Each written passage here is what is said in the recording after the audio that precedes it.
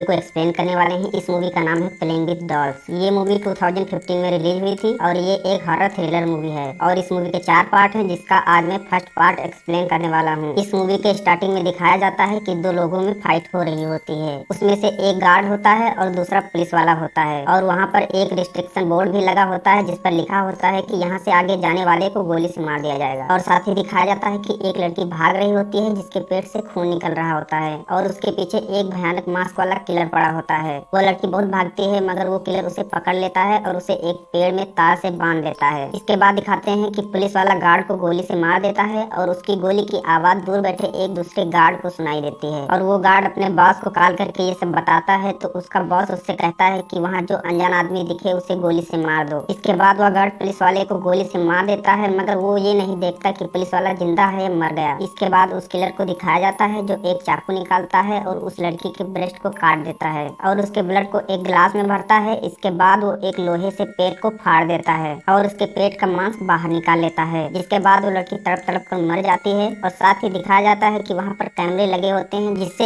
एक अमीर आदमी अपने कंप्यूटर पर बैठा ये सब देख रहा होता है और वो आदमी वही होता है जिसने थोड़ी देर पहले गोली मारने का ऑर्डर दिया था, क्योंकि इसी आदमी ने किलर को लड़कियों को टार्चर करने के लिए रखा होता है, क्योंकि इस आदमी को लड़कियों को तड़पता देखकर अच्छा लगता है। इसके बाद अगले सीन में एक सिंडी नाम की लड़की को दिखाया जाता है। सिंडी की फ्रेंड लोरा उस घर का सामान बेचकर उसके पैसे चुराकर वहाँ से भाग गई होती है। तभी उस घर का मकान मालिक किराया मांगने के लिए घर आता है मगर सिंडी के पास पूरे पैसे नहीं होते हैं तो मकान मालिक उसे अपने साथ इंटीमेट होने के लिए कहता है जिससे वो उसका किराया माफ कर देगा, मगर सिंडी उसे डांट कर वहाँ से बाहर निकाल देती है। इसके बाद सिंडी अपने जॉब के बाकी बचे हुए पैसे लेने के लिए अपने ऑफिस जाती है मगर उसकी बॉस अपने पति के साथ सेक्सुअली इल्जाम लगा के वहाँ से भगा देती है। इसके बाद वो अपने घर वापस आ जाती है। थोड़ी देर में वो अपने दरवाजे पर देखती है कि एक बॉक्स रखा हुआ है, जिसे वो खोलकर देखती है तो उसमें एक गाड़ी की चाबी होती है और उसे जॉब के लिए एक कॉल भी आया होता है और उस कॉल पर उसे बताया जाता है कि उसे एक गाड़ी भेजी गई है जिसमें बैठकर वो उस गाड़ी में लगे जीपीएस के रास्ते उस लोकेशन पर पहुंच जाए। इसके बाद सिंडी जाने के लिए घर से निकलती है तभी उसका मकान मालिक वहां पर आ जाता है और वो सिंडी से कहता है कि वो उसका घर खाली कर दे, मगर सिंडी उसे इग्नोर करके उस गाड़ी में बैठकर वहां से निकल जाती है और सिंडी अपनी इस जॉब से काफी ज्यादा खुश होती है। लेकिन वो जिस रास्ते से जा रही होती है वो रास्ता धीरे धीरे जंगल की तरफ जा रहा होता है और सिंडी थोड़ा टेंशन में आ जाती है। इसके बाद वहाँ पर एक लकड़ी काट रहे आदमी से वहाँ का रास्ता पूछती है मगर वो आदमी उसे बुरी नजरों से देख रहा होता है और वो आदमी उसे ठीक नहीं लगता, इसलिए वो वहाँ से चली जाती है। इसके बाद वो एक घर के पास पहुँचती है जहाँ उसका लोकेशन भी काम नहीं कर रहा होता है और वो टेंशन में आ जाती है और उसकी गाड़ी में ज्यादा पेट्रोल भी नहीं बचा होता है जिससे वो घर वापस जा सकती। थोड़ी देर बाद वहाँ पर वही औरत आ जाती है जिसने उसे जॉब ऑफर के लिए कॉल किया था और वो अपने साथ उसे एक घर में लेकर जाती है और सिंडी का जॉब यही था कि वो उस घर का ख्याल रखे और उसकी साफ सफाई करे, क्योंकि उस घर का मालिक कभी कभी उस घर पर आता था।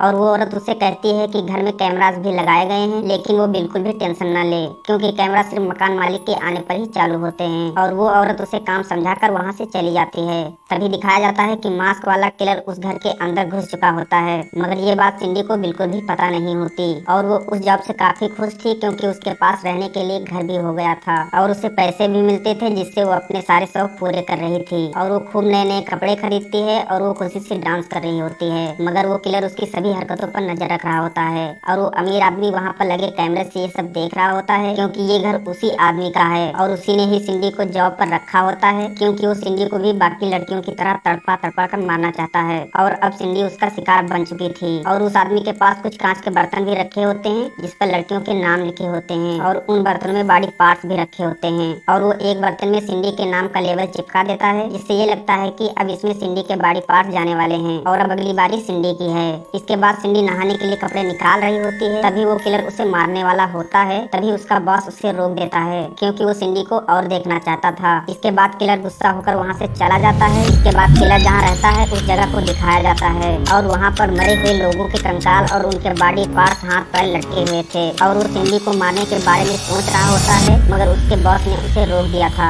क्योंकि वो किलर इतना साइको होता है कि उसे लड़कियों को मारना बहुत अच्छा लगता है। इसके बाद जब सिंडी सो रही होती है तो किलर उसे चाकू से गलत तरीके से टच करता है और जब सिंडी जाग जाती है तो वह उसके बेड के नीचे छिप जाता है। इसके बाद सिंडी पूरे घर में चेक करती है मगर उसे कोई नहीं मिलता। इसके बाद सुबह सिंडी बाहर बने एक बाथटब में नहा रही होती है तभी वहाँ पर एक पुलिस वाला उस किलर को ढूंढते हुए वहाँ पर आ जाता है, जिसको सिंडी देखकर बहुत घबरा जाती है और पुलिस वाला उससे पूछता है कि उसके पास कोई मोबाइल या फिर गाड़ी है, क्योंकि उस पुलिस वाले को वहाँ से जाना था और वो बहुत घायल होता है जिससे वो वहीं ऊपर बेहोश हो जाता है। इसके बाद सिंडी उसको अपने घर में ले जाती है और उसकी चोटों पर पट्टियां लगा देती है। इसके बाद जब पुलिस वाला होश में आता है तो सिंडी उससे कहती है कि उसे फिक्र करने की कोई जरूरत नहीं है और अब वो सेफ है। और उधर किलर का बॉस उसे कैमरे में देख रहा होता है और वो अपने आदमी को उसे मारने के लिए बोल देता है और वो पुलिस वाला सिंडी से बताता है कि वो एक किलर का पीछा कर रहा है जो लड़कियों को बेरहमी से मार देता है और वो किलर जेल से भागा हुआ एक मुजरिम है। थोड़ी देर बाद पुलिस वाला सिंडी से अपना जैकेट मांगता है तो सिंडी बोलती है कि जैकेट तो उसने ड्रायर में सूखने के लिए डाल दी है। तो पुलिस वाला जाकर अपने हाथ से उसे वहाँ से निकालता है क्योंकि उसमें एक स्टन ग्रेनेड होता है